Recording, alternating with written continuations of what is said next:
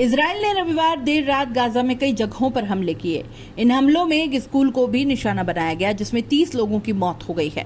School में आग लगने से लोग जिंदा जल गए हैं। अल जजीरा की रिपोर्ट के मुताबिक ये एक किंडरगार्टन स्कूल था जिसे शरणार्थी शिविर के तौर पर इस्तेमाल किया जा रहा था। मरने वालों में रेड क्रॉस के 2 कार्यकर्ता, एक पत्रकार और कई बच्चे भी शामिल हैं। रिपोर्ट के मुताबिक इजराइल के हमले में सोमवार को गाजा में अब तक 50 से ज्यादा लोगों की मौत हो चुकी है। दूसरी तरफ स्पेन ने दुनिया भर के देशों से इजराइल पर प्रतिबंध लगाने की मांग कर दी है। गाजा पर 23 मई को हुए इजरायली हमले में खान यूनिस की एक महिला डॉक्टर अल नज़र के 9 बच्चों की मौत हो गई, जबकि एक बच्चा गंभीर रूप से घायल है। स्वास्थ्य अधिकारियों के मुताबिक मृत बच्चों की उम्र 7 महीने से 12 साल तक की थी। डॉक्टर के पति को भी इस हमले में गंभीर चोटें आई हैं।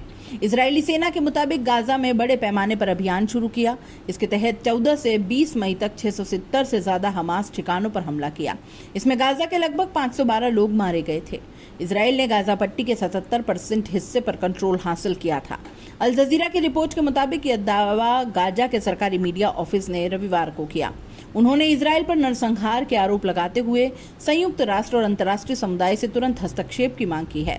बयान में कहा गया है कि इजरायली सेना ने बफर जोन, सुरक्षा कॉरिडोर और भारी गोलीबारी के जरिए गाजा के उत्तरी और दक्षिणी हिस्सों को अपने कब्जे में लिया है। मीडिया ऑफिस ने कहा कि इजराइल ने नेजारिम कॉरिडोर के जरिए गाजा को 2 हिस्सों में बांट दिया है। इससे फिलिस्तीनी नागरिकों की आवाजाही लगभग नामुमकिन हो गई है।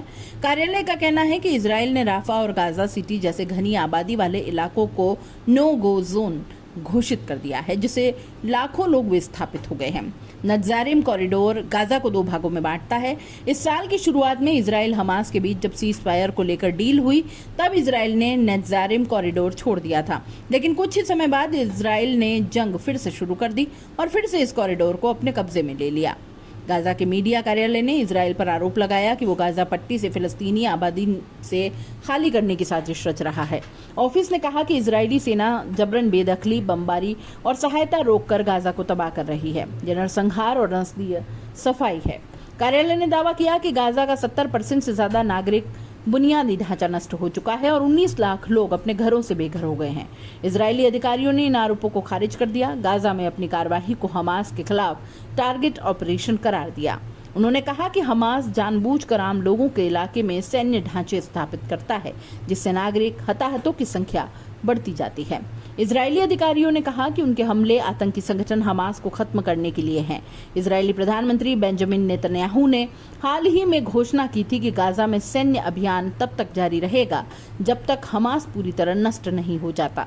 कहा कि युद्ध के बाद गाजा इजरायली सेना के पूर्व नियंत्रण में रहेगा और सहायता वितरण भी इजरायल की निगरानी में होगा। संयुक्त राष्ट्र और मानवाधिकार संगठनों ने गाजा में मानवीय संकट पर चिंता जताई है। यूनिसेफ और विश्व खाद्य कार्यक्रम WFP ने 12 मई को चेतावनी दी कि गाजा में 96% बच्चे कुपोषित हैं और अकाल का खतरा मंडरा रहा है। इजराइल ने गाजा पट्टी में हमास के खिलाफ अपने सैन्य अभियान को और ज्यादा तेज कर दिया है, जिससे मानवीय संकट भयावह हो गया है। शनिवार और रविवार को इजरायली हवाई हमलों में कम से कम 182 फिलिस्तीनी मारे गए, जिसमें बच्चे और महिलाएं शामिल हैं। इजरायल सेना के हमले में बीते एक सप्ताह में 500 से ज्यादा लोग मारे जा चुके हैं। 19 जनवरी 2025 को इजराइल ने सीज फायर तोड़ दिया। इसके बाद से अब तक गाजा में 2000 से ज्यादा लोग मारे जा चुके हैं। 7 अक्टूबर 2023 में से शुरू इजराइल हमास जंग में अब तक 55,000 से ज्यादा फिलिस्तीनी मारे जा चुके हैं, जिनमें हजारों बच्चे, महिलाएं और बुजुर्ग शामिल हैं।